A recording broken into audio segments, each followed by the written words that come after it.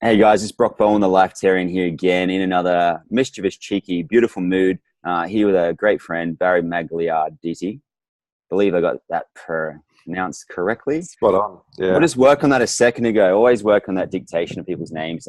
He has a movement, a business, an opportunity for people to transform their lives radically called the Game Changers. I've been fortunate to go along to one of his masterminds previously with Ryan Nasser, beautiful friend of mine, the millionaire monk, bit of a spunk.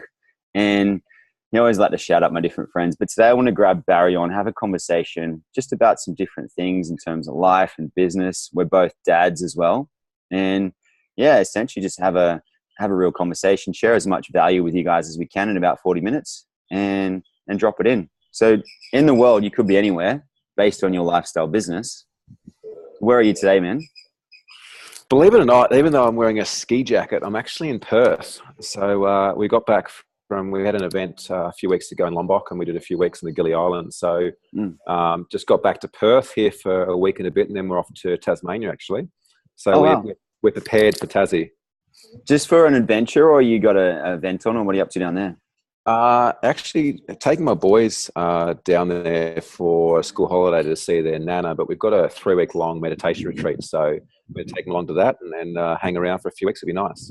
Yeah, wow. A couple of the guys I know are from down there now. So Chris, you might know from Perth. His dad owns 400 acres in Tassie.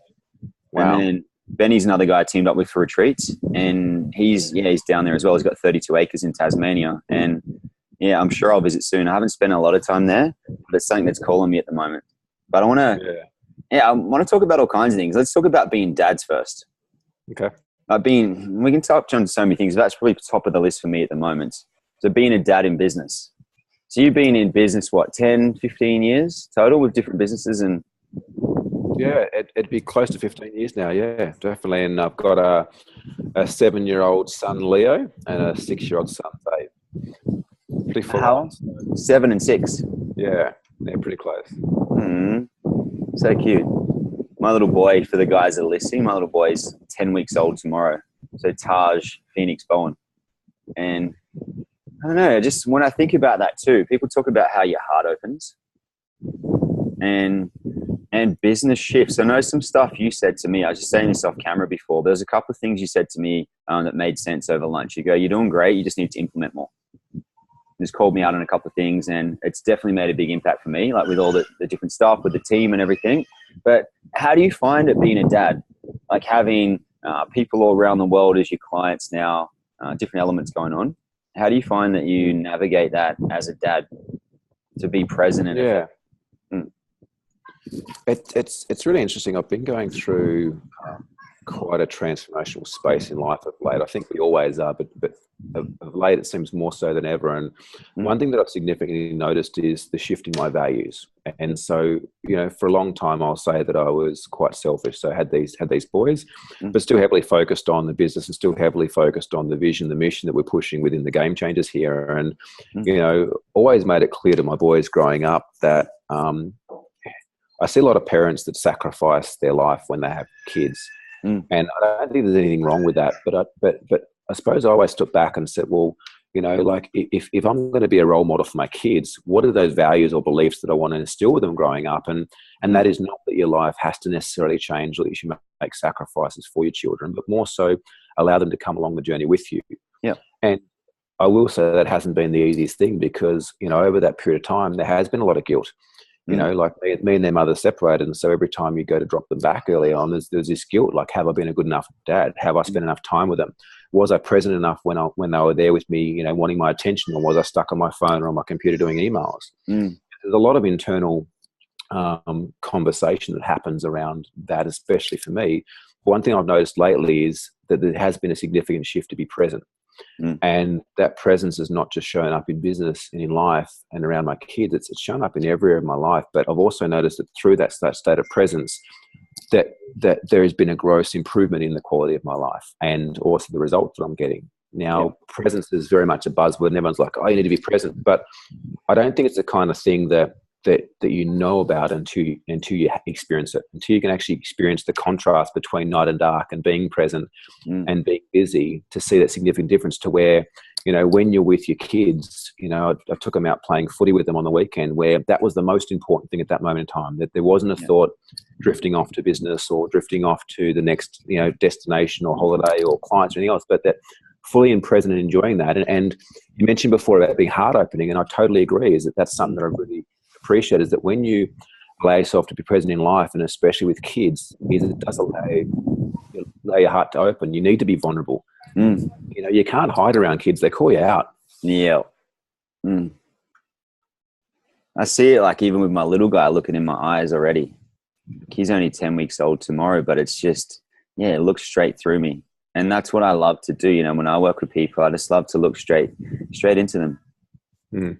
Just dive straight deep. And, some people find that intense, but I tried to hide away from it for a long time, and I'd use humor and I'd use all these different things to deflect presence or intuition or intensity. And then I realized it was just actually easier if that's available and people like that, great. If not, next. And found that interesting. But yeah, it's definitely wonderful being with the little guys.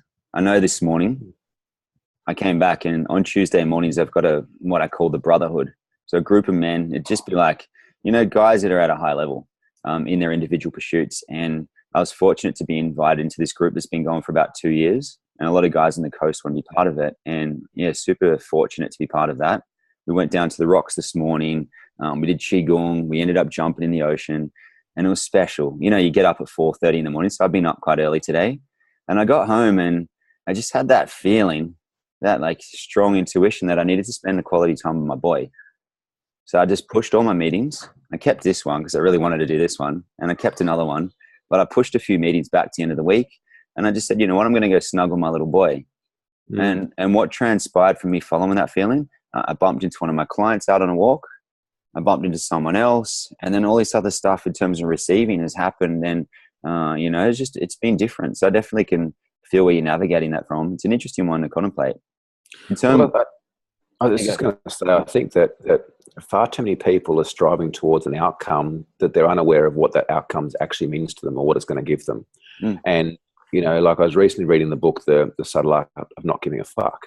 And it talks about how often most people's goals are not actually their own goals. They're goals that have unfortunately been instilled upon them, or that they believe are their own goals based on trying to keep up with the Joneses. And I think that there's such value to be had around allowing yourself to be in present and follow that intuition. Like, you've still got responsibilities as a business owner, you've still got responsibilities of staff and to pay bills and your clients and all that sort of stuff.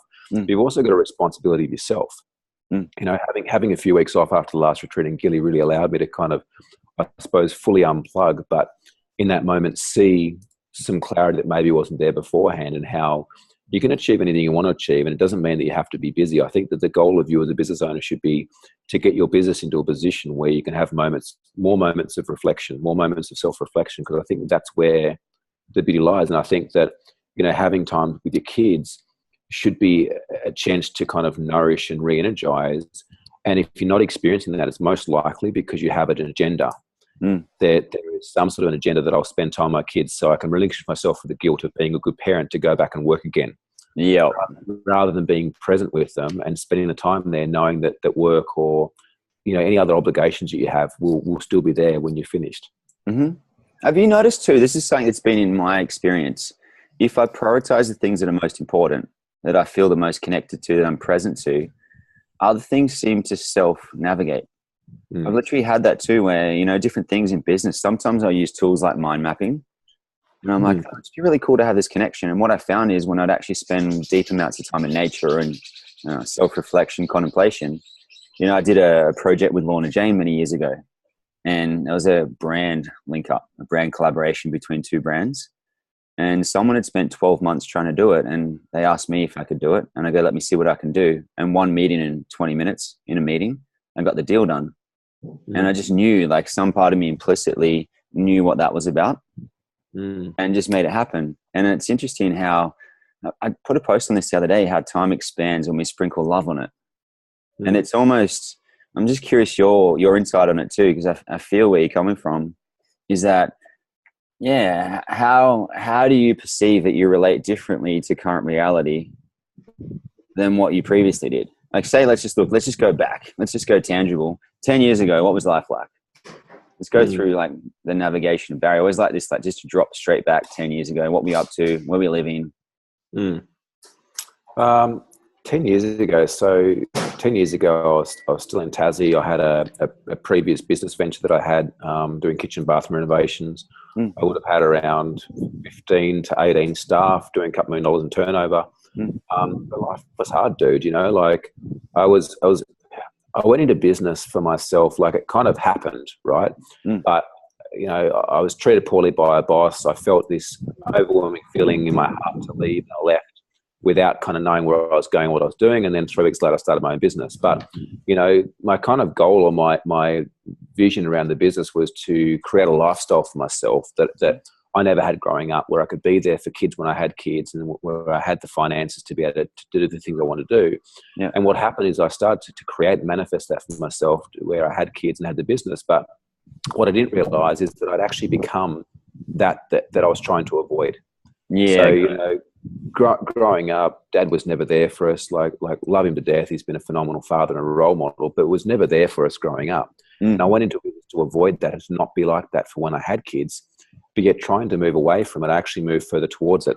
And I become that version of myself, which was really beautiful to allow me to learn a lesson. But, you know, I think they talk about things being like an onion, like life, or experiences, or your heart being like an onion. I think that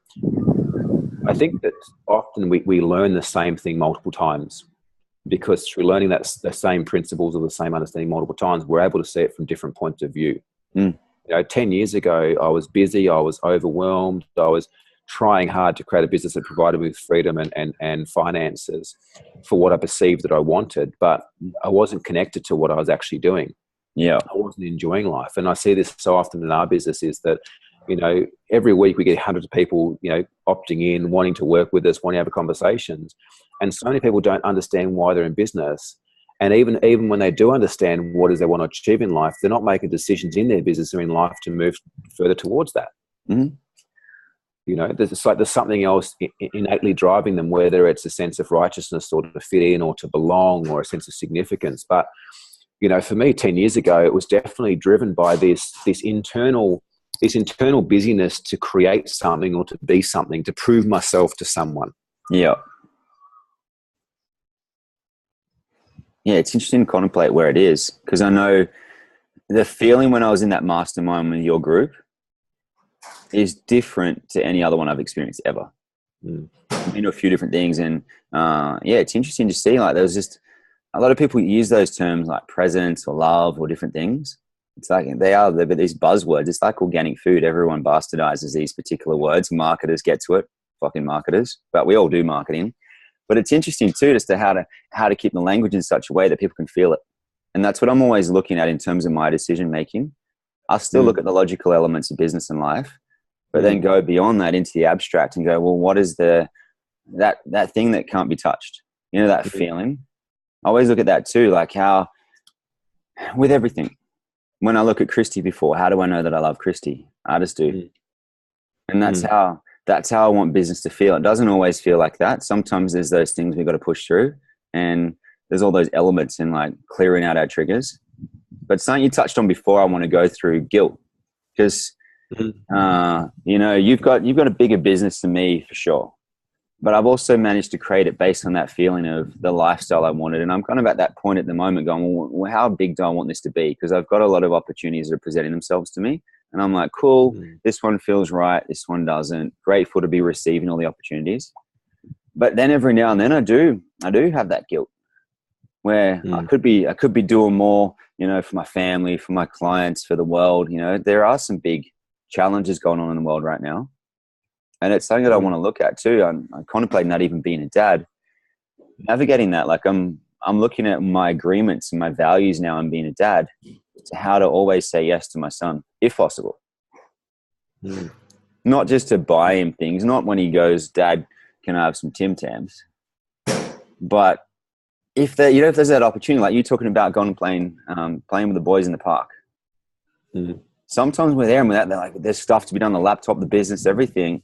And it's just that noise that keeps pushing at us. And I wonder, where did all this busyness come from? That's what I'm curious about. Another thing like guilt, but also where did this busyness come from? Well, I don't know, like to go way out on a limb for a second, what if things just are?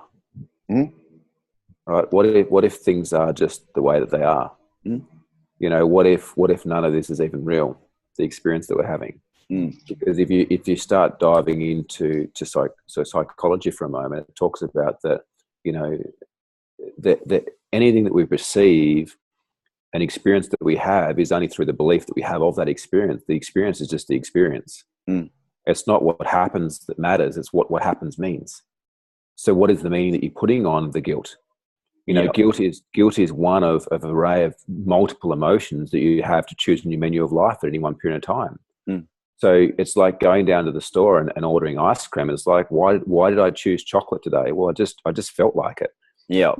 Why did I choose vanilla? Just because I felt like it. Like, there is no meaning behind the flavor that you chose other than just felt like it. And it's the same with emotions, is that I think that emotions in life will constantly rule us while we keep trying to understand them or work them out, or load up some meaning around what they mean. Mm-hmm. But you know, why did we choose to get up and get out of bed this morning? You know, did it just happen, or did we make some sort of a conscious or an unconscious choice about that? Like, something that I suppose I don't know, you probably find the same thing. You go through this stage in life and different things resonate at different times, and you kind of get obsessed with them, and you notice you're talking about it a lot. Yeah. And for me, the one thing lately has been around what I notice a lot of is that the easiest way to make sure that you live the most miserable life and the most unfulfilling life that you ever possibly could is to constantly compare yourself to where you want to go, to where you are right now. And while you're constantly noticing that gap between where you are and where you want to go, that's not the recipe for a fulfilling or a successful life. Mm. You know, like if we look at happiness for a moment, you know, like so many business owners that I talk to, they want money, right? They 99% of people want financial freedom. There's that buzzword. Mm. They want more time. They want time freedom. Yep.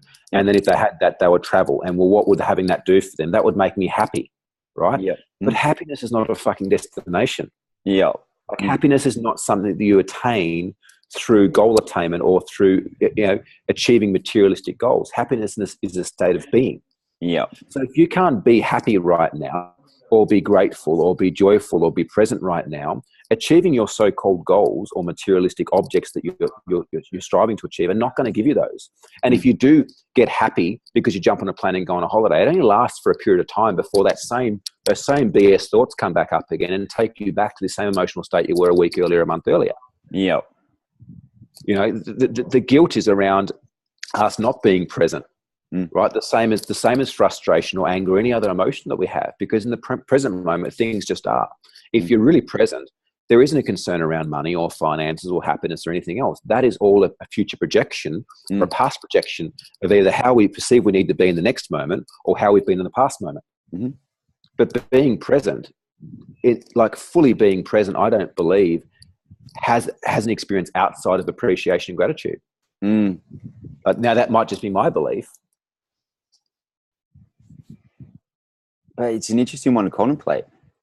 I always look at that too. You know, when people are trying to write down appreciation and gratitude lists, I think it's a powerful tool, but it doesn't quite get you there. And I think it's just something you touched on there as well. And I always just look at this too. It's a feeling. Like when I feel people who have, I just call it the magic because it sounds cool, like in terms of my languaging. But yeah, presence. Oh, the way I've been distinguishing lately too is magic, you know, like a magic trick or the real magic, and say what I would perceive in yourself, even if you told me exactly what you're doing in every moment, which is just being present perhaps. And you taught me exactly that. Well, what I see with the normal magic, even in the industry, you know, I'm kind of in the same industry as you. I'm running retreats, but on a different path, you know, more adventures and transformations. You're more of a business focus in terms of it, but it all correlates to the same thing. But on that tangent, if people are talking about magic tricks, as soon as you tell someone what the magic trick is, the trick's gone. Whereas what I distinguish is with the real magic, you can have someone experience everything in the exact same way as what you know, be present, pay attention, and have the real magic, and it doesn't take any power away from everyone. And I always looked at that too. How can Barry have his kingdom, Brock have his kingdom, and us all be in that magic? rather than me having to take away your power to have power. That's what I'm always looking to distinguish. And that's something that I definitely feel in terms of you, like in terms of how you're related to me, in terms of how you're related to, you know, the guys who are at the mastermind. It's an interesting one, particularly in finding yourself as a leader in business. When, like, even defining that role as a man in business or a leader, it's an interesting one to contemplate. Well, I think everyone, like, not everyone, but I think it is fair to say that a lot of people experience this thing when they get into business. Like, their drivers might be for money or for time or for something else, but they eventually reach a point where it's like, why? Like, what is my why? What is my purpose? Why am I doing all this? Because they realize that after they achieve a certain amount of goals, that they're unfulfilled and they need to find something more meaningful. So they go on a quest. It's like, you know, man's search for meaning. Yeah. Or they go on a quest to find, you know, like, what is the meaning? What is the drive behind all of this? But I think the driver is that ultimately we enjoy challenges. Ultimately we enjoy, like, think about some of the biggest challenges that you had in your life that were maybe the most painful. If you look back on them right now, you'll experience that they're probably some of the most joyful moments of your life. Yeah. Right. So looking back, like, I know for me, I went bankrupt. What was that, like 6 years ago now? And at the time, that was the most painful experience that I've ever had in my life. Emotionally, physically, like everything, like, challenged me more than anything to date. Yet I look back on it now, and it's one of the biggest blessings and one of the greatest things that ever happened to me. Yeah. Right. But at the time, it wasn't. Yeah. At the time, I can imagine. You know, and I think that there's too much emotion around the challenge, the problems that come up, because they're not the way that someone perceives they should be, but they are what we need. They are what help us to grow and stretch and evolve. Like, if you're comfortable, right, if you're feeling anything for too long, right, there's going to become a point where you start to experience depression. Right? If you're happy every day of your life, I think that lacks contrast. You don't know what else is possible. It's like, imagine going to a restaurant and every time you go, there's only ever one choice in the menu. And even for those people out there that always choose the same choice when they go to the restaurant, they always choose the vegetarian lasagna or the cheeseburger. Like, eventually they try something different, or they stop going to that restaurant and go somewhere else, because we like variety. Yeah. You know, so how can we allow ourselves to experience the challenges, allow ourselves to experience any form of emotion that we choose, but relinquish ourselves of that suffering? It's fascinating too. Let's touch on the bankruptcy though, because that's what I know with the guys listening. Like, the guys listening, I'm just tuning into that for a second. That's going to be the big thing. Whereas for you, it's a beautiful part of the journey. Yeah. And I know that, you know, one of my guys I'm working with at the moment, won't say his name, it's confidential, but he's been bankrupt, and because of some of his business partners' dealings that he wasn't aware of in the particular moment, he actually went to jail. And he's got this gap in his resume of about 3-4 years that, you know, he feels a bit weird about. Fair enough. I'll send him the replay of this one too. And it's an interesting one to correlate going through it. But the time we used to do some work together years ago, he was helping me on some stuff. I was helping him on some stuff. And he kept saying, I want my own space. He kept saying, I want my own space. Well, he freaking got it. And it's interesting too, aligning that in terms of your values and what you want. He just kept saying that he wants his own space. And now at the moment he's back home in an environment that's not really amazing to him. And he goes, I actually called him out on it today. I go, there's part of you that would rather be in jail right now than where you are in your life. That's freaking odd. And it's interesting just to contemplate where we find peace. That's what I've always looked at in terms of my journey, like how to stay out of that monkey mind, how to navigate and explore and have as much curiosity as possible. And I even gave myself the name of Lifetarian on that moniker. I went, Leonardo da Vinci, for instance, he had a lot of wisdom, but he didn't define himself by what he did. And, you know, even as men, the first thing we often ask each other is, hey, mate, what do you do? Kind of, you know, Australian or probably worldwide what we do. But it's fascinating when we can actually navigate our life from a place of presence and curiosity and then explore that. And I even ask you that question too. Say in your current business model, if you woke up from a place of presence and you didn't feel called to do it anymore, how would you navigate that? God, that's a good question, isn't it? I know, it just popped. And it's happened. Like I probably experience it once a month. Mm. To be completely honest, Yeah. once a month, where it's like, what's the point? Mm. Like, what is all this for? You know. But then you break through and you look back and you like think, shit, like, damn, you know, you're stronger, you're better, you're fitter for it. Mm. I'm just curious. I've seen one guy do it where he had offices all around the world. A guy named Amir. He had offices all around the world. I used to know him back from the D-Martini days. And you go along to the D-Martini event, and Amir would be the sales guy. And it's kind of funny because I don't catch him as much. But he'd literally try and do that thing. You know, people try and NLP you. Well, they're trying to NLP you over the phone. For the guys listening, NLP is just a form of communication that allows you to lead. And it's probably a simple way in terms of psychology. And he would, every time I'd say something, he'd sit there and go, well, because this happened with your mum, I was making stuff up. Because this happened with your mum, you need to do this. And then you need to do this program. Everything was trying to lead me back into doing something that I really didn't want to do. Yeah.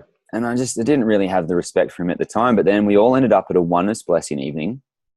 Like, we literally, I don't know if you've been to one of those before, but we went along to a oneness blessing. Everyone touched out there and they went around and did their hands on our heads. One guy, Kerwin, he was there. He had a stroke soon after. Another guy, Amir, was there. Another guy, Peter. I'm just thinking of all the different people, but everyone had a significant life shift where all of a sudden we had just people put their hands on their head in a process that was called the oneness blessing. And my life took a different trajectory. Amir's completely different. And he later, he shut down that business for 3 years, did nothing. And then he just came back and said, I'm just going to share with people the feeling I have to express right now in this moment. And that's it. And he went from this horrible overweight speaker to quite illiterate, quite elegant. And it's interesting too, like how to connect people to that feeling within them. And that's what I'm always curious about. Like the question I often ask people is, well, what do you truly want? But I'm always looking at like the quality of our questions. What would be top 5 questions just to give people some value now? Do people, before we do, like, do you think that people actually truly know what they want? And I think that you can ask a lot of leading questions, which we can in a moment, that will help them chunk down. But I think ultimately, like, think about right now. When was the last time that you really, really, really wanted something, right? And you worked hard and you achieved it? How long did that feeling last for? Not long. Once you had it, compared to the feeling of moving towards it, and knowing that it was in the future. And that's what I say too, is that yes, we should have goals, and yes, we should be moving towards them, but life is not a destination, it's a journey. And if we can't enjoy the magic moments along the way, where think about this: if you achieve one goal every year over your life, right, how many magic moments would you be able to achieve or feel or experience, versus if you could enjoy every step along the way? Or find a way to enjoy every step along the way. Well, how would you encourage people to navigate then? Because we've got that in terms of things where people have clear goal settings. Yeah. And then we've got presence, where we follow our curiosity, and it all intertwines. It all can be one. Yeah. I think there's two. I think number one is, take time to get present with yourself. Take time to connect with your heart. And I don't mean the buzzword of, I'm connecting with my heart, but sit there, touch your heart, relax, close your eyes, smile, just be with you, and stay there long enough that the thoughts disappear. And you might find that to start with, those thoughts are very present for a long period of time, because it's been quite some time since you've just stopped. But the more and more that you do that, the more and more you'll notice that the amount of time it takes those thoughts to remove themselves will become less and less and less, to where you can just go and sit down for half an hour by yourself, look in the ocean or walk through the forest, and just be in your own space and connect in with that. Because I think that innately, each of us have that intuition, that heart feeling that guides us through life. But they also think, though, too, that does need to be coupled with taking action. Yeah. Because I meet a lot of people that are spiritual, and they spend their whole life going through flow, but they spend a lot of life also relying on a lot of other people for their own basic needs. And I think that we've been created in such a way that we have 2 hands and 2 legs and 2 eyes and ears and 1 mouth and nose for a reason. That one thing is to connect in and follow the feeling, but the other one is to take action. And so I think some really good questions to ask yourself is number one, like, what is it that what would you like? Mm.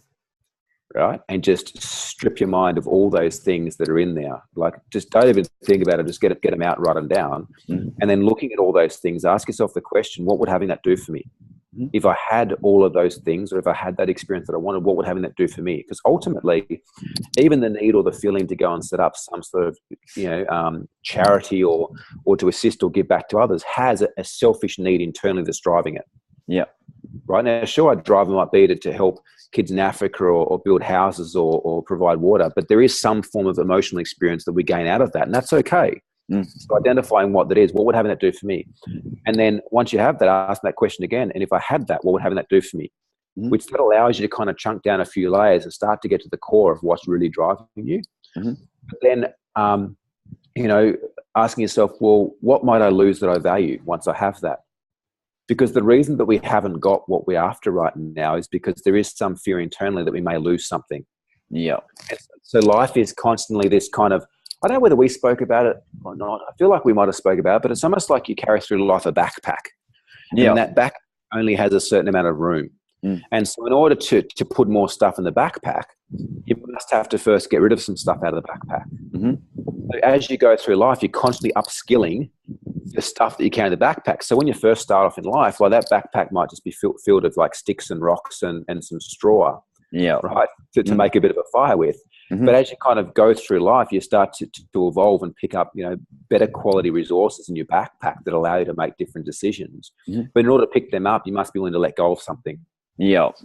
So what might you lose that you value Mm-hmm. once you have that? And are you willing to let that go to move more towards what it is you like? Of course. But I think, I don't know who, you might know who said it, but I think that something that's so important is that in order for you to get what you want, you need to be willing to help others get what they want first. Yeah, I like that one. Probably Jim Rohn or someone back in the day. Yeah, I think, coming back, just touching briefly back on that guilt thing we spoke about, I think that any of that stuff is more evident when we're focusing on us. Mm. We're focusing on the guilt that we feel rather than being there for our son at that point in time, or for our client, or for our staff, or our parents, whatever the case may be. Mm. I've had it even around, like, touching on that one at the end, even around all those different things. Being a dad, I've missed appointments, I've missed podcasts, I've missed all the stuff that I've been so rigid about, and it's okay. And just allowing myself that space to be in it. Yeah, I love all those different questions. I also love that. I always look at this too, like the whole narrative of what we're doing. Yeah. Like, I did this whole big trip around the world called The Greatest Love Story Ever Told. And I just kept dropping into all these experiences like I was in an arcade game. I'd write down, I want to meet Justin Bieber, hang out with all his friends, and Dustin loved Thomas. Even when we got back to the coast, Dustin ended up performing 800 meters away from our house at Sunshine Coast. He was in California. He ended up here. He wasn't going to perform here. He blessed Christie's belly. She went into labor the next day. Wow. And I'm fascinated too. Like, I talk about the number 5-5. A lot, I'm going to ask you if that's popped up for you at all. Some people have like 3-3 or 4-4 or 5-5. But I've got a guy at the moment researching stuff for our Bali retreat. And he used to work as a VP for Salesforce. I hope this is okay to share. And used to make like big money. And he used to work for Salesforce. He used to put on their Lamborghini days and all that sort of stuff. And now he's out there on scooters researching for me on this retreat. And when I asked him what day he was born, 5-5. He sees the number 555 everywhere. And I'm always fascinated by numbers. Have you ever had that where, I don't know, like a part of the spiritual journey, someone said it to me, like, you see these 5-5s or 5-5-5s, that it means something. You know, people used to say 11-11. I don't know if it's just something that someone made up and then it grabs your attention. Have you ever had anything like that where you start seeing all these little serendipitous things? Yeah. For me, it's 33, 6. Yeah. Definitely 11 and 8. Yeah, right. 11 very common though. Yeah, it's fascinating to see, right? It's cool. I'm always like curious about these different clues, like bringing the spiritual and business together. But I want to get to daily habits. So I want people to just go away, like, watch this thing, know a bit about what you're about in terms of your philosophy, which I think they've definitely got now. In terms of daily habits and practices, I loved that what you're saying before, like hands in your heart, drop in. I even just saying that now too, that's if someone wants to work with me as part of the dream team, a client, this is my thing now. I have to get a tear, my heart drops, and then I get goosebumps. That's my knowing now. I always heard about the billionaires had these things in their body where they would just know. And since I've trusted that, it's just been interesting. So daily practices. Are you super disciplined, super disciplined at the moment? Are you freestyling it a bit? Have you had different chapters in your life? Yeah, good question. I think for me it does change. I do enjoy variety. I get bored if things are the same too often. But for me, it's definitely starting every day with meditation. So 20 minutes, half an hour, first thing in the morning. I found that I went through a period of time in my life where I'd wake up and I'd check my phone, and it created a lot of anxiety in me. It really kind of created quite a lot of stress in my system, opening up emails and Facebook and all that in the morning. So, meditation. Any particular form on that? So there's a practice that I've been doing now for around 10 or 12 years, which is from the Padma Foundation. So there's one on iTunes called the Open Heart Meditation by Padma. Yeah, look it up. You can download it. It's really cool. So I've been doing that for quite a while, and that's a phenomenal one. I find good to start the day. I think being clear on what your rocks are for the day. So if you look at that theory of getting the glass jar and starting with the big rocks first, then your pebble and your sand and your water and so forth. I think being clear on what your top 3 priorities are. And I think that for me, it's just the way that I live my life. But I find that if something's not scheduled, it doesn't get done. So I tend to live my life by my calendar. I'll schedule time on my calendar for me. I'll schedule time on my calendar to meditate or for time off or whatever. Then I just find that when I'm at work, I know what's coming up and I can plan for that. And I can make sure I can execute on that. So, don't get me wrong. Presence and that is important. But if you are running a business, it is important to take consistent action. If you've got, staff, wages relied upon you, clients, results and things like that, you do need to make sure that you're disciplined in even when you don't feel like it, taking that action and making sure that things are being done. So for me, it's really meditation in the morning. Then, in an ideal world, it would be some sort of like just a walk, just to kind of clear your mind. Yep. Get a bit of clarity. I live literally across the road from the ocean, so going for walk back and forth is phenomenal. Have you still been swimming in winter? No. I dare you to go tomorrow. All right, job's on. Keep going. Yeah, for sure. Do it. It'll be fun. So then obviously just work habits. So like I very much prioritize my time, around my clients, around staff training, sales calls is a big thing for me as well currently in the business. And then try to get to the gym in the afternoon. Yeah. So afternoon, evening as well. So things and more, you got more stuff? Oh no, that's just I suppose a typical work day when I haven't got my boys. If I've got my boys, I'll be knocking off at 2:00 to go pick them up from school, and then hang out, spend the afternoon with them. That's the best. And based on what you said before, you probably wouldn't have had that with the other business, right? No, not at all. And that's what I'm fascinated about, like being there. I'm not making those decisions about schooling or unschooling. So I want to ask our little boy around it. We've got one friend who their child is 7 and she's on her 3rd business. She just interviewed Wonder Woman. Like the original Wonder Woman. She has her own podcast. She's about to have whatever our ABN is, LLC, I think it is in America at 7 years old. And amazing. It's fascinating. So I wanted to touch on that too. Like, do you think entrepreneurs are born or made? We're going through a massive transformation right now in the history of the planet with artificial intelligence and blockchain technology. I've been catching up with some startup guys at the moment and just diving deep in terms of that. Super curious about farming and blockchain and free energy Tesla technology. But back to the first question. I would ask you then, like, define what is an entrepreneur? What's the definition of an entrepreneur? And it's an interesting one. I think it's such a thrown around so much that it's become wishy-washy. But in terms of my perspective, I believe it's people who are in the game to create more on the planet. Yeah. Like I see like business owners as a distinguishment from entrepreneurs and more. I think the original definition was more of an art form, like creating businesses and art. That's what I remember in terms of the original enterprise. Yeah.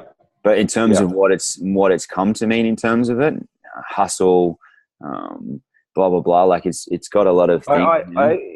I like your definition. You know, and based on your definition, what I'd say is I believe that every single human being at their heart of hearts has a driver for contribution. I believe in a lot of people that's covered by their need to first of all look after them, that habitual habit of needing to survive first. And I think that, you know, certainly through, you know, the hundreds of business owners that we've coached and been able to help significantly grow their revenue and their profit at the time, is that there hasn't been one business owner that we've worked with that hasn't reached that period where they're making good money and getting time, that they haven't shifted to contribution. Every single one, without a doubt, once they get their needs met and they're at that survival stage, it's like, how can I contribute? How can I change the world? And so I think that at the core of core, everyone has that within them. But I'd also put it like this, and I suppose this is something that my spiritual teacher shared with me quite some years ago. Is he said, Barry, you know, because I kind of asked, it's like, what's the different roles that everyone plays on earth, and why are some people wealthy and some people poor and some people sick and some people healthy and all this other sort of stuff? And he said, it's like this. He says, you know, imagine that you're having a party. He said, not everyone can be a guest to the party. You know, not everyone can play the music. Not everyone can cater. Not everyone can be the waitresses, right? Everyone has a different role to play in that party. And so I suppose I've often looked at life and respected whatever role people have chosen to play. Yeah, I like that. Just being honoring of what they've chosen, for sure. Yeah. Just curious because I see a lot of people using that hashtag entrepreneur at the moment. I saw someone making fun of them the other day with, you know, women in bikini models and entrepreneurs, but that's their thing. Whether they're doing it because they actually truly want to, or that's just the culture right now, we'll see. But ultimately, that's what they're doing, and it's nice to not judge or resist. I think we're definitely moving into a culture.